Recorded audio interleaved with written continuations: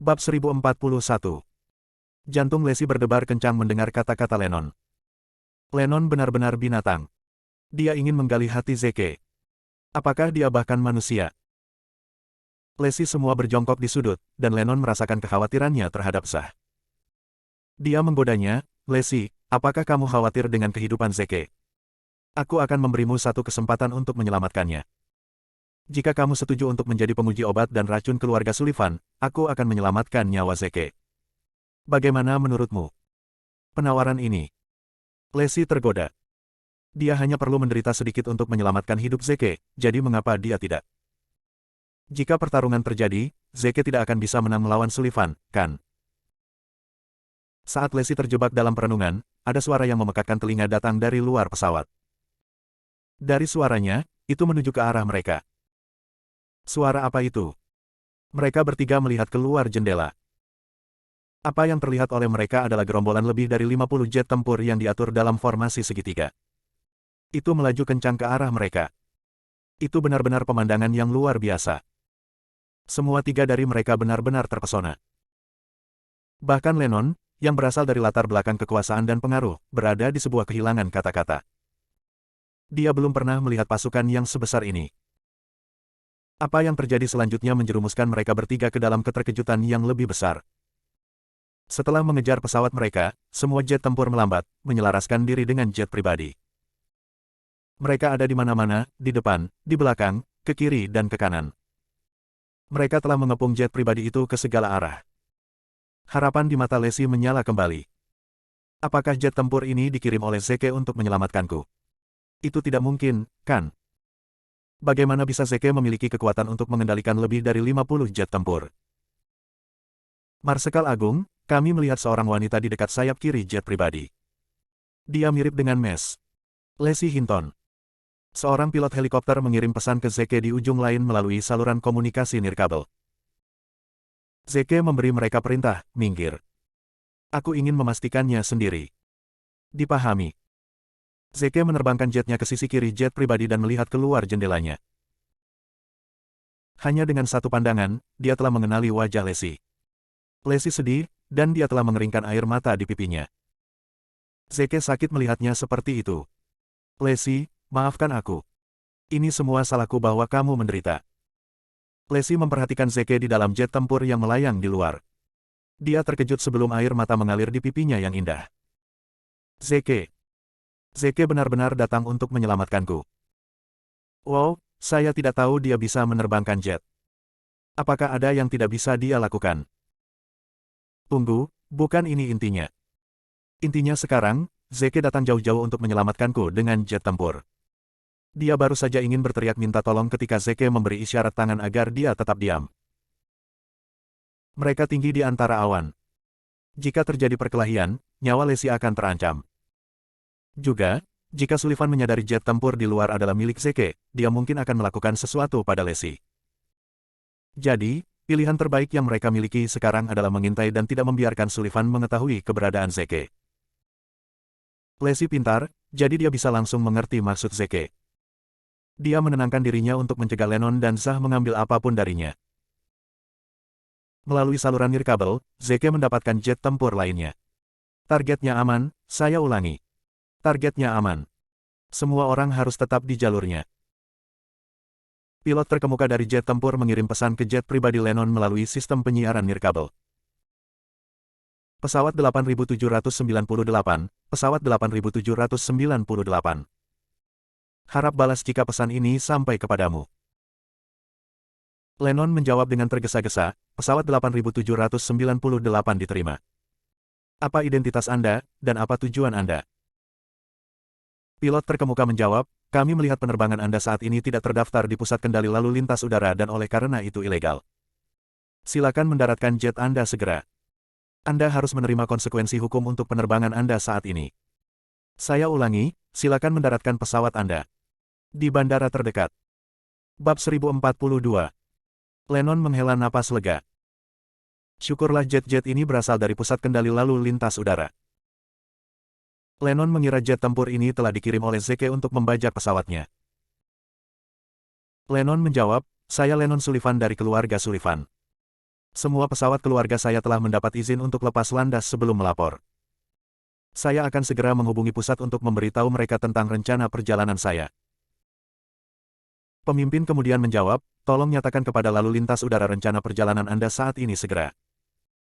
Saya ulangi, mohon segera nyatakan kepada lalu lintas udara rencana perjalanan Anda saat ini. Lennon menghubungi pusat kendali lalu lintas udara dan mengumumkan rencana perjalanannya kepada mereka.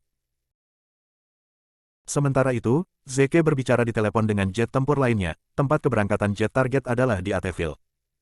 Mereka mendarat di Pulau Southfield. Dia kemudian menambahkan, semua jet, dengarkan. Kami mendarat di Pulau Batu di sebelah Pulau Southfield.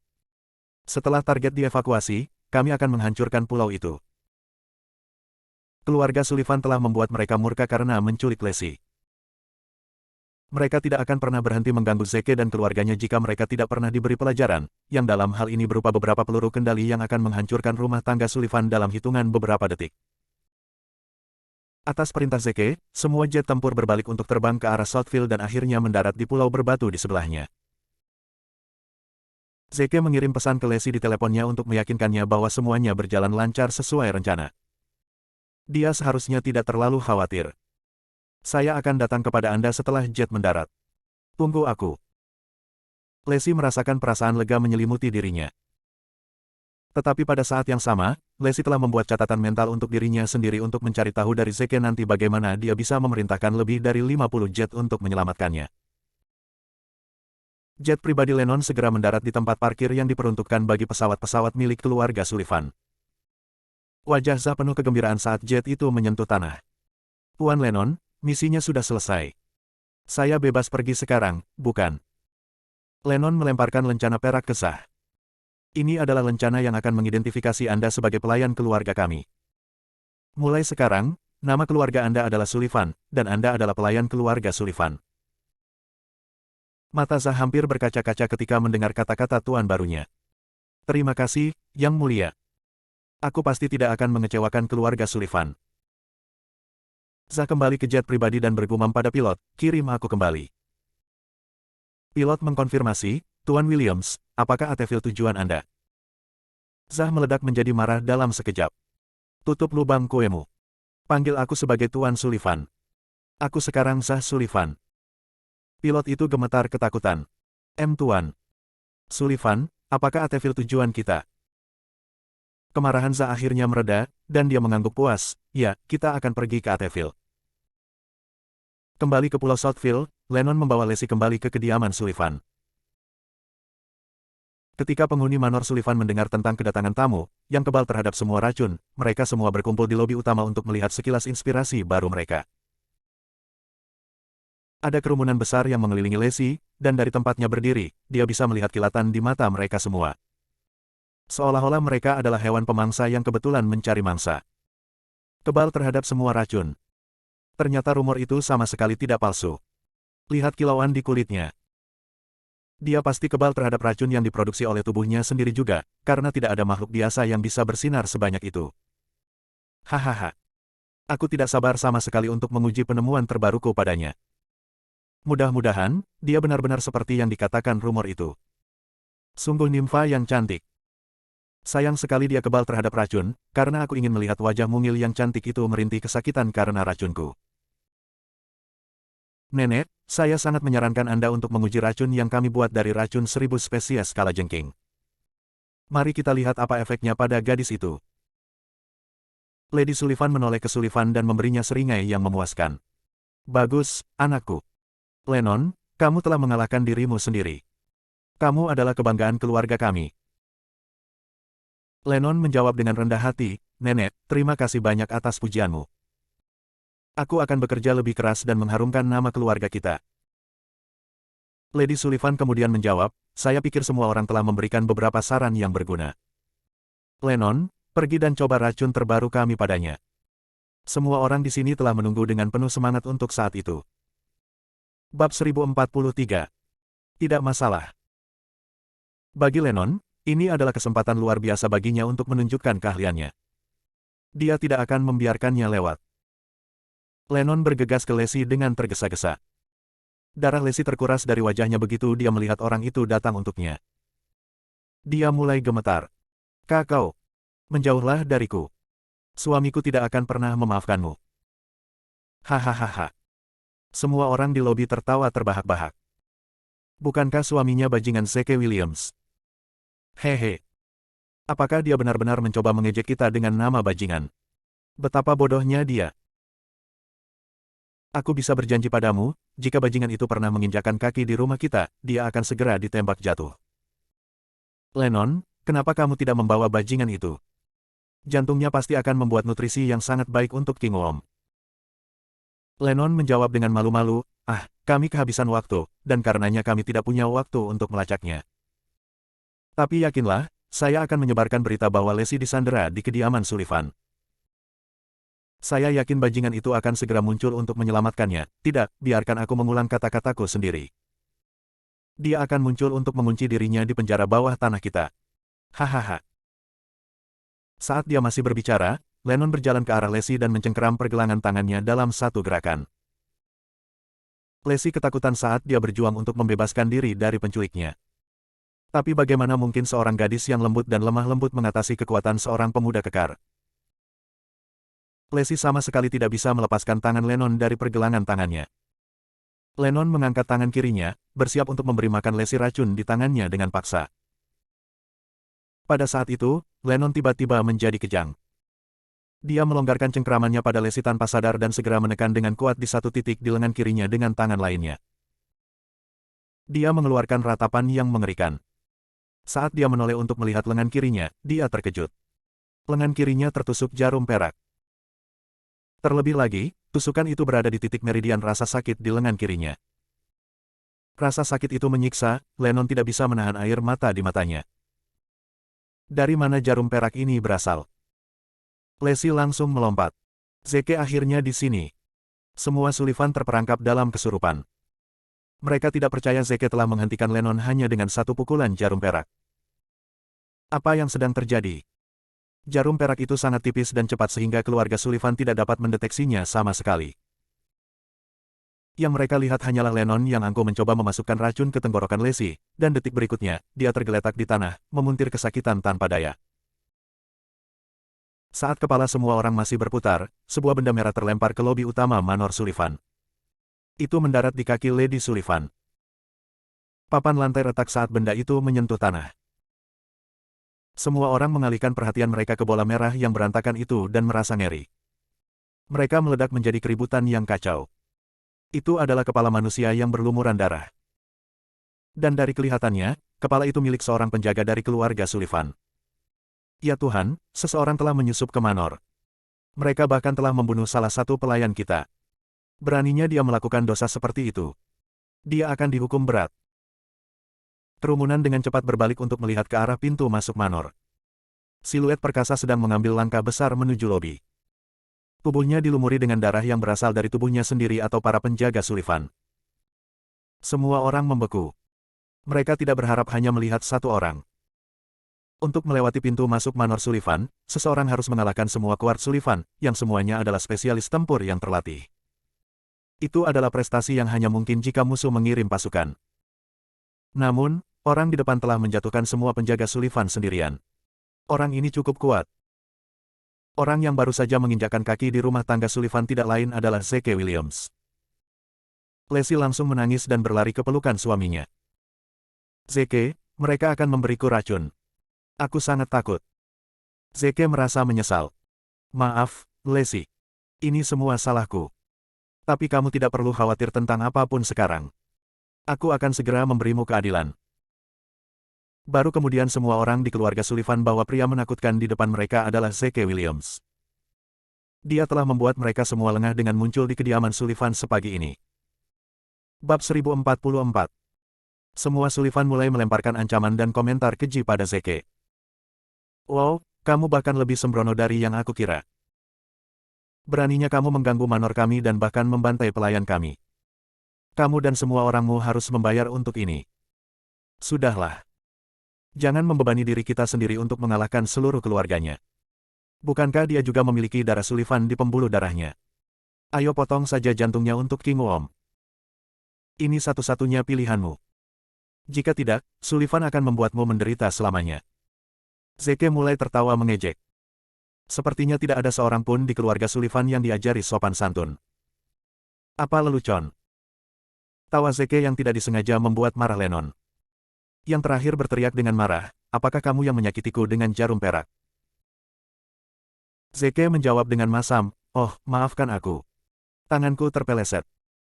Tadinya aku ingin menusukkan jarum itu ke tengkorakmu, tapi jarum itu meleset dan mengenai lenganmu. Sialan. Kalau saja aku tidak terganggu oleh salah satu darimu. Penjaga.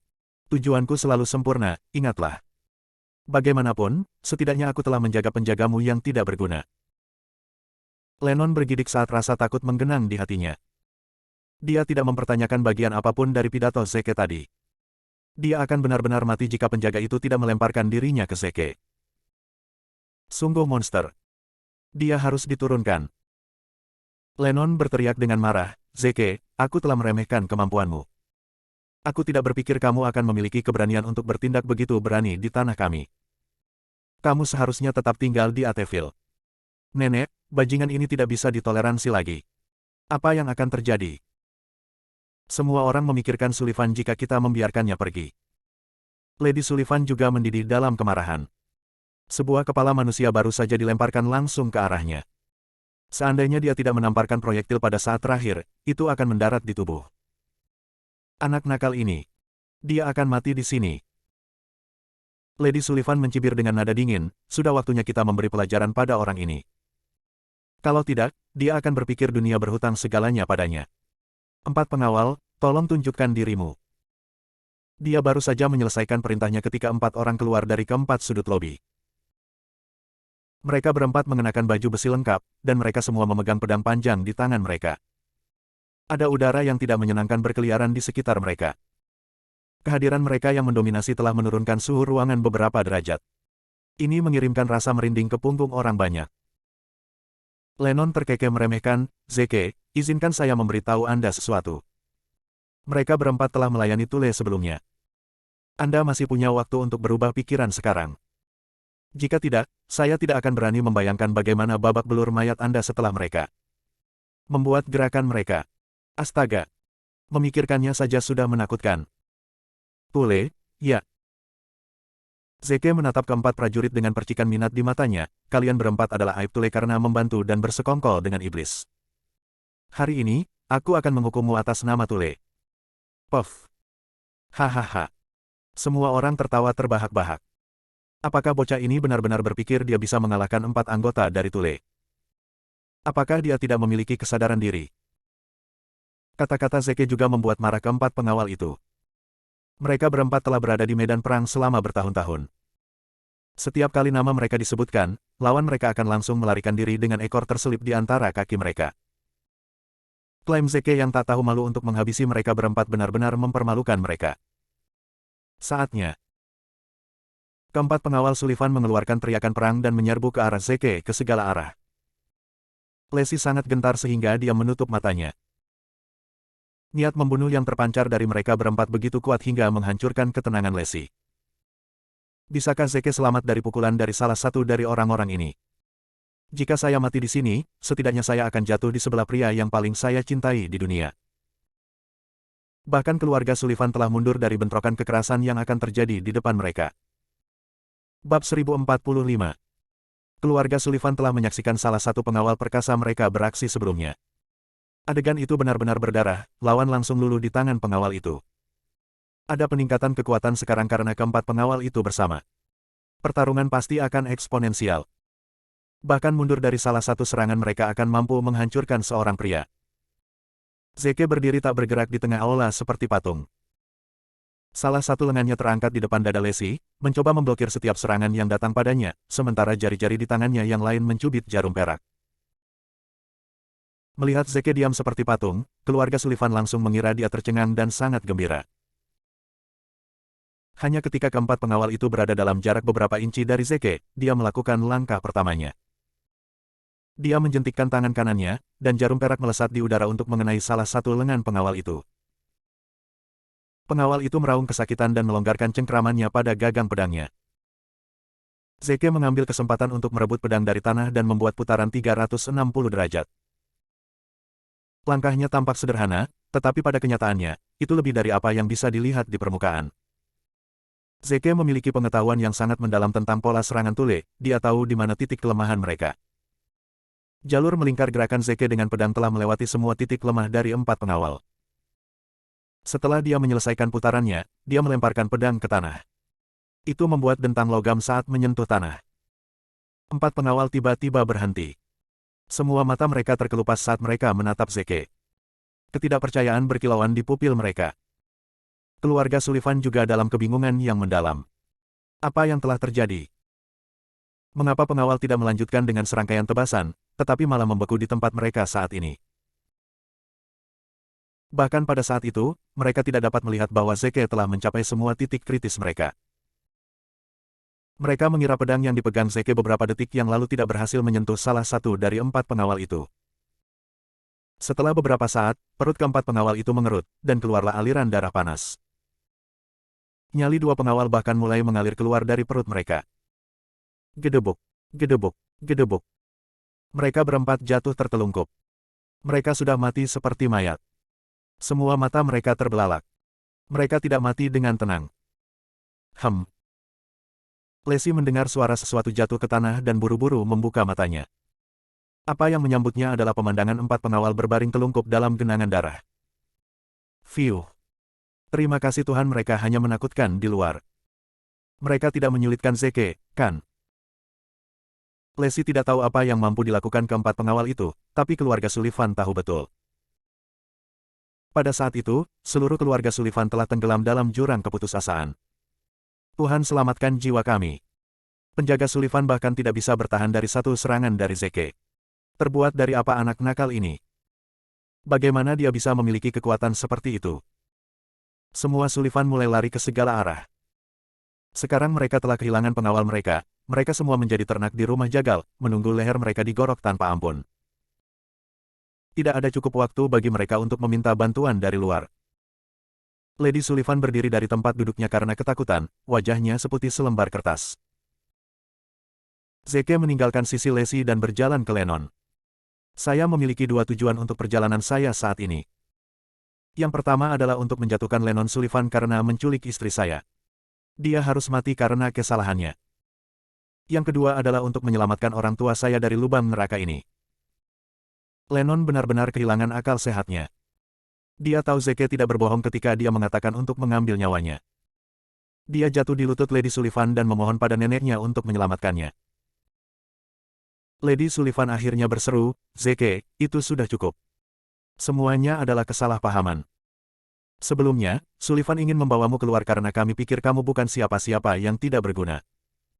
Kamu mempermalukan nama besar Sullivan. Tapi kejadian hari ini telah mengubah kesan kami tentang kamu.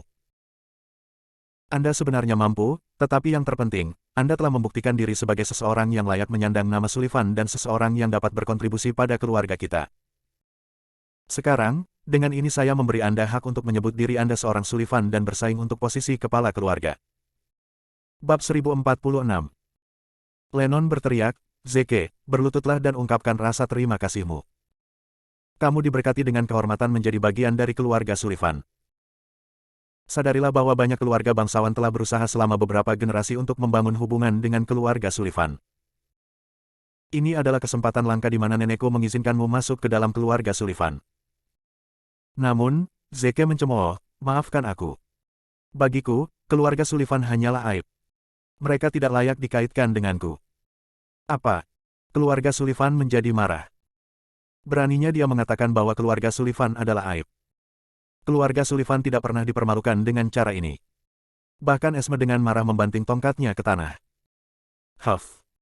Seorang bajingan akan selalu menjadi bajingan. Kamu akan selalu hidup di bawah batu. Biarkan saya memberitahu Anda di mana keluarga Sullivan berdiri. Sejak zaman kuno, keluarga Sullivan memiliki otoritas dan pengaruh yang sama dengan keluarga raja bawahan. Bahkan sekarang, kita setara dengan bangsawan di negara kecil.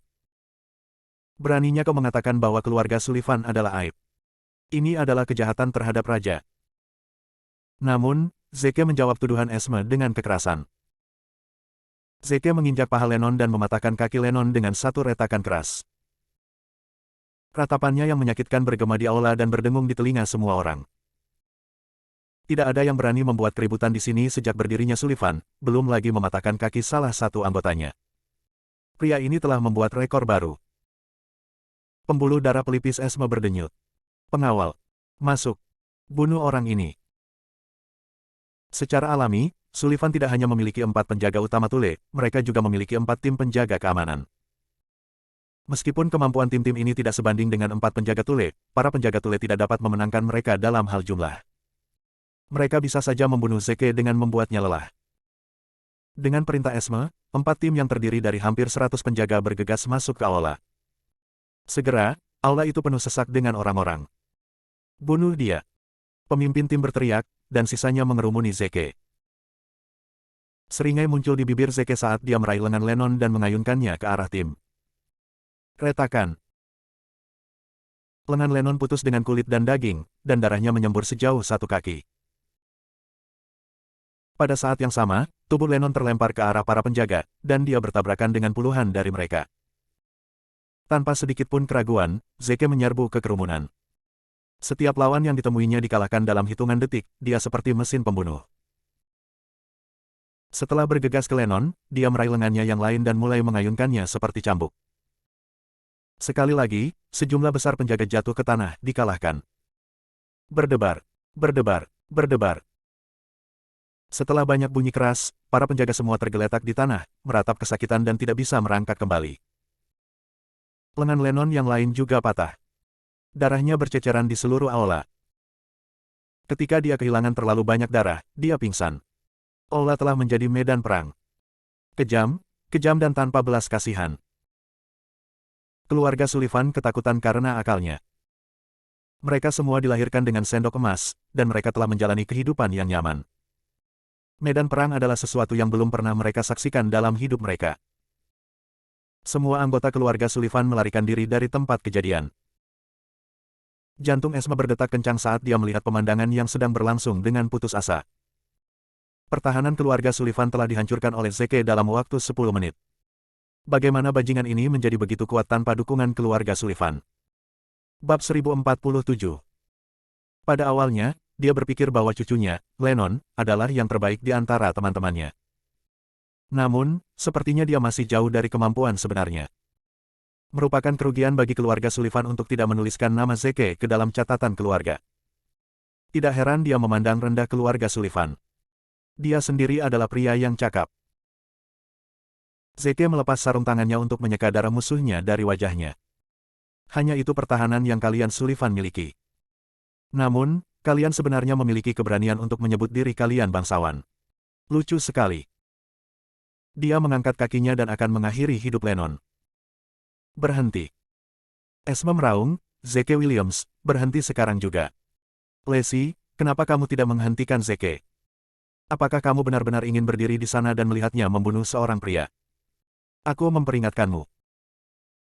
Jika dia berani membunuh cucuku, jangan hanya dia yang akan menghadapi hukum, tetapi keluarga Sullivan juga akan menggunakan setiap sumber daya yang kita miliki untuk mengejarnya. Sementara itu, Lacey terpaku di tempatnya. Dia tidak pernah berpikir bahwa Zeke, yang selalu bersikap lembut dan rendah hati, memiliki sisi kekerasan seperti itu padanya. Namun, Lacey tidak menyalahkannya atas hal itu. Dia kejam karena dia melindunginya. Bagaimanapun, itu tidak berarti bahwa dia akan membiarkannya membunuh dengan sembarangan. Itulah intinya. Dia buru-buru mengucapkan, Zeke, yang perlu kamu lakukan hanyalah memberi mereka pelajaran. Jangan bunuh mereka. Setelah beberapa saat ragu-ragu, Zeke mendengarkannya dan menyelamatkan nyawanya. Dia berjalan kembali ke arahnya dan mengusap rambut panjangnya dengan jari-jarinya. Aku suka kebaikan yang kamu miliki. Dia kemudian mengalihkan tatapan dinginnya ke Esme. Aku akan menyelamatkan hidup Lennon kali ini. Aku akan mengejar tujuan keduaku sekarang. Esme menarik napas dalam-dalam.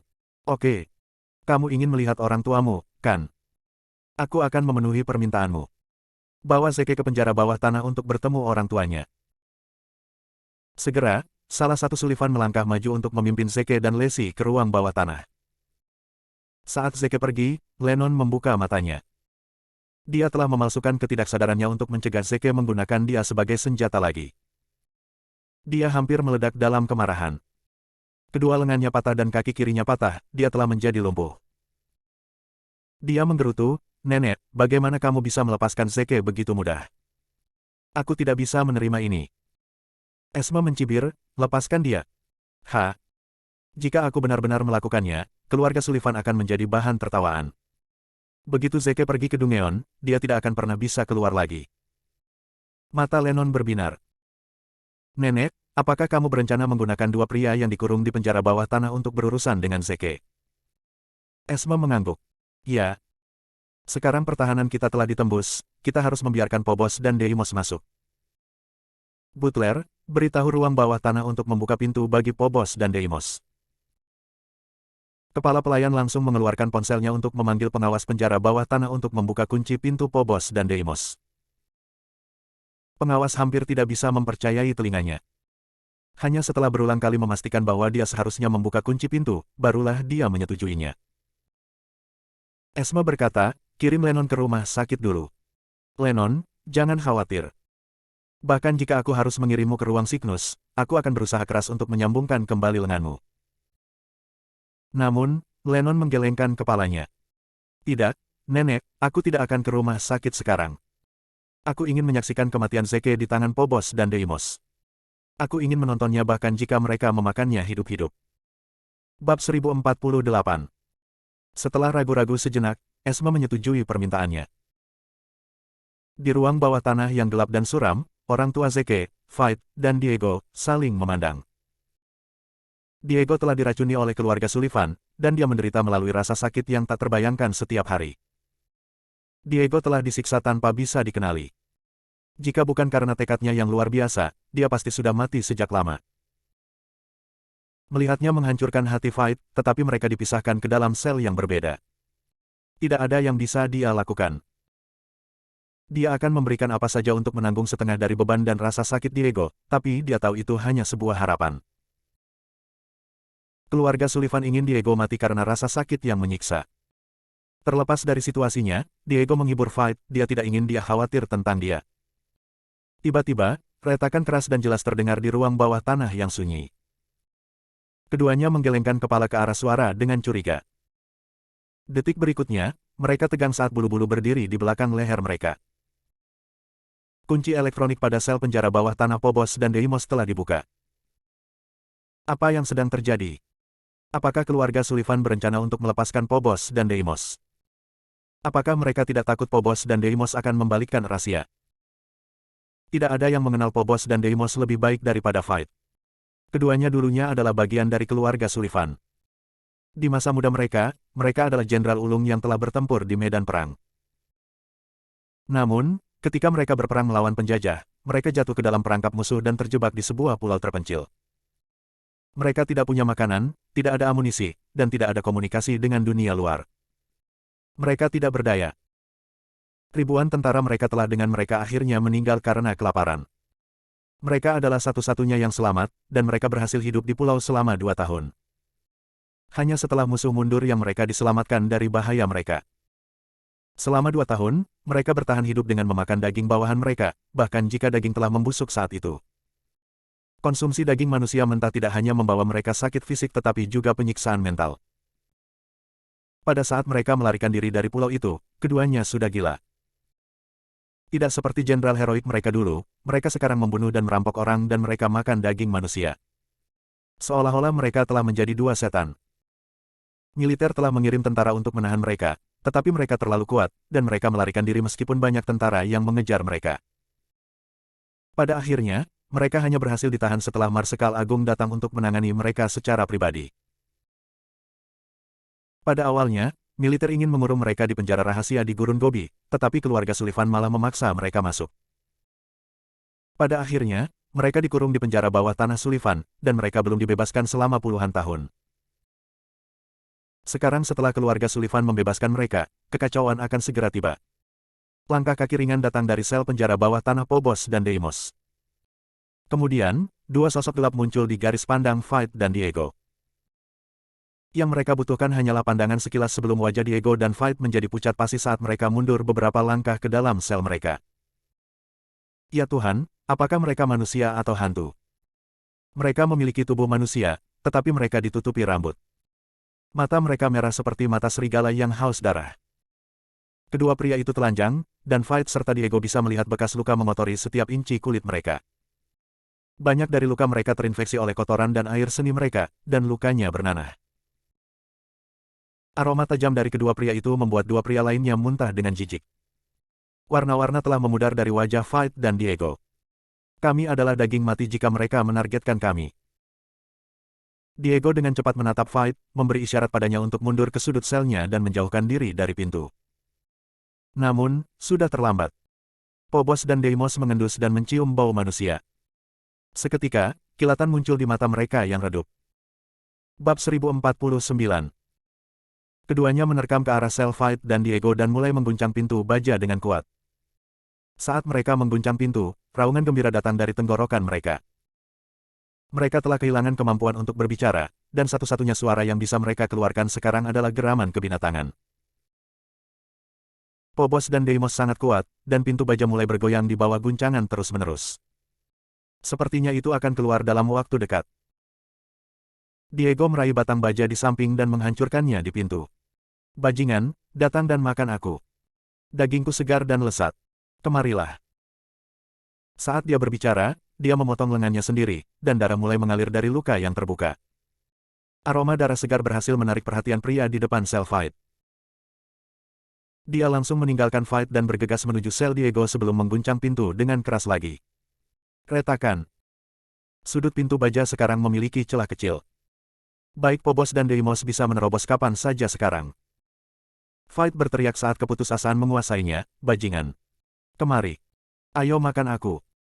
Jangan berani-berani menyentuh suamiku, atau aku akan mencabik-cabikmu hidup-hidup. Namun, Phobos dan Deimos bukan lagi manusia, dan mereka tidak bisa memahami kata-kata Fight. Perhatian mereka teralihkan sepenuhnya oleh aroma manis darah Diego.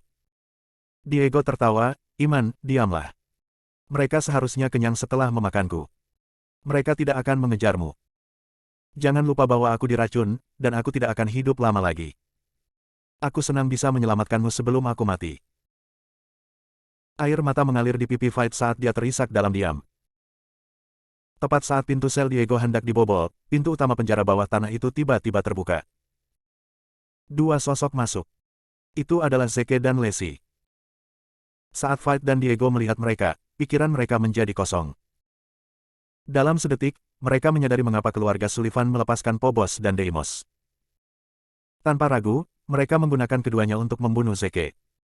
Selama mereka ditawan, mereka telah berkali-kali berfantasi tentang reuni dengan putra mereka.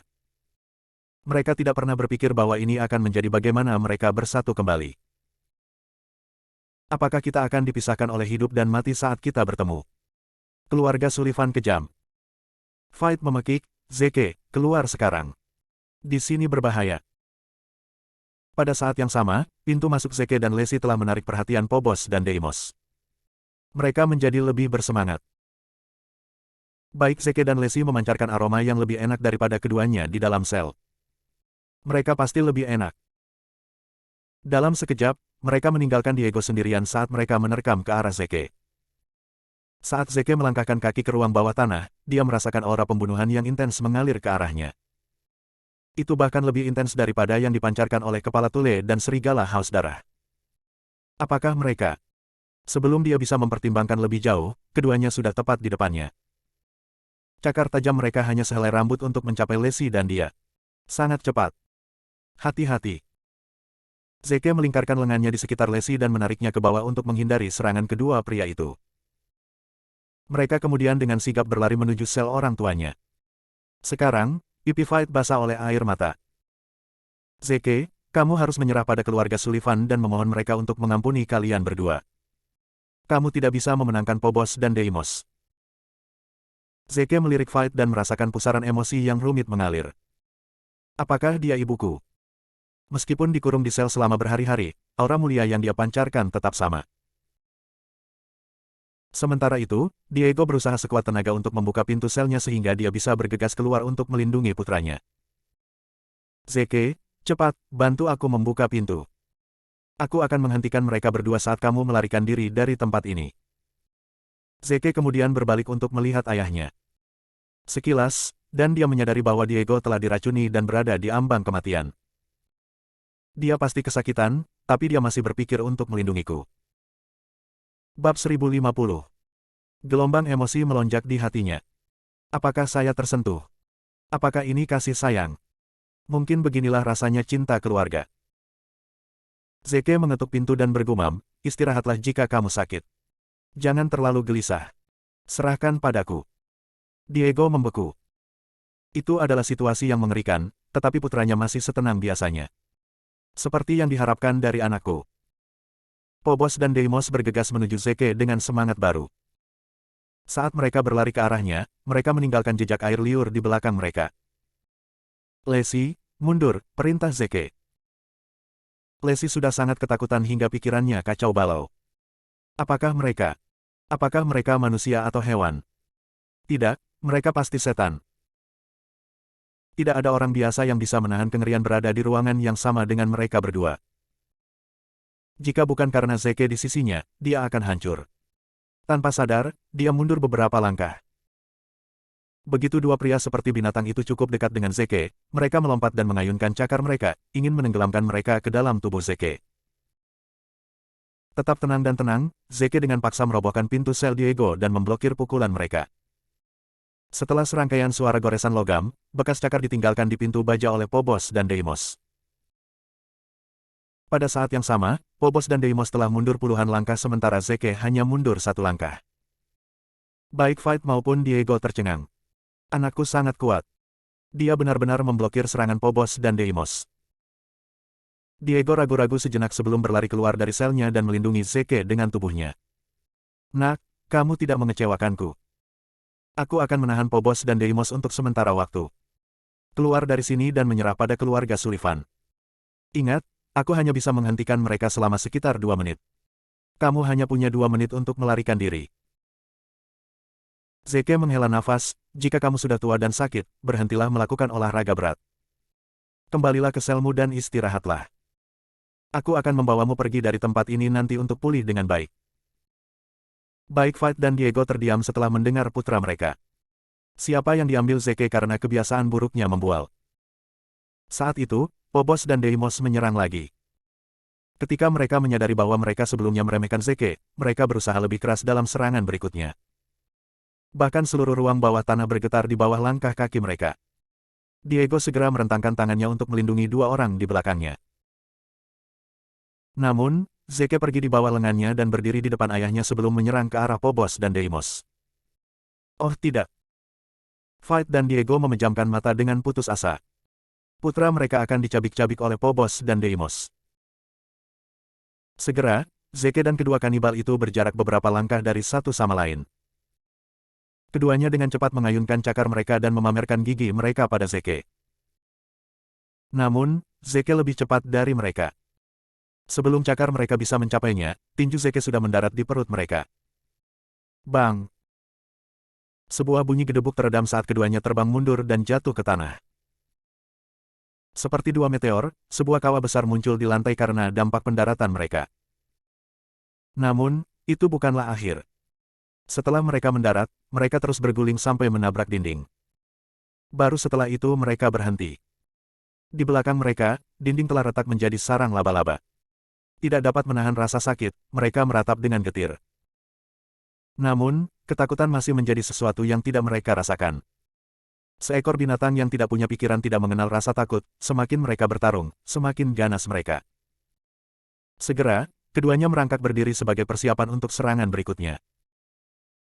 Di sisi lain, Zeke mengayunkan tangannya dengan santai dengan ekspresi jijik. Kedua pria itu terlalu kotor, kotoran dan daging busuk telah menodai tangannya ketika dia meninju mereka. Perlahan, dia mengeluarkan sarung tangan putihnya untuk memakainya. Karena semuanya telah terjadi dalam sekejap mata sebelumnya, dia tidak punya waktu untuk memakai sarung tangannya. Apa yang terjadi selanjutnya adalah pemandangan yang aneh.